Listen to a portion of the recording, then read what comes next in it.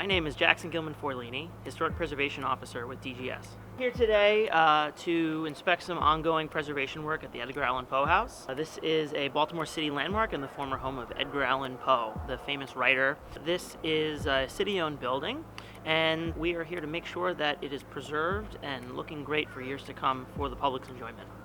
My name is Julie Butler. I'm the Director of Preservation for the Durable Restoration Company. I have a maintenance contract with the City of Baltimore focusing on historic properties and historic fabric. Jackson called us and he said, as soon as we started, we want to focus on the Poe House. We want to get it really ready for the winter.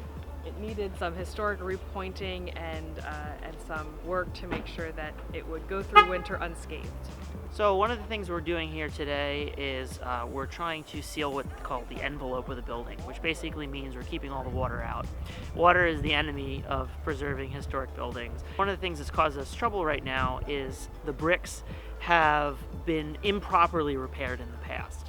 And we see this all the time where folks have done things the wrong way, and then it's actually cheaper in the short term but more expensive in the long term.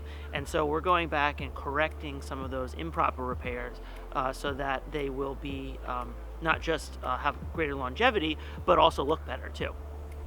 So this is one of the things they did, was they came through here and they raked out all of these mortar joints which were failing, and they took out was Portland cement, which is actually the incompatible mortar type, and now replacing it with a mortar type which is historically accurate and also will have greater longevity, so that'll preserve this wall and prevent water infiltration into the building. Everybody who lives in Baltimore is a part owner of this building, and so it's extremely important that we keep it in good condition. And it's also a mark of pride and of civic pride for the city, because people come from all over the world to this historic site, and it's what makes Baltimore unique. It's not just Anywheresville, USA. This is what makes Baltimore special.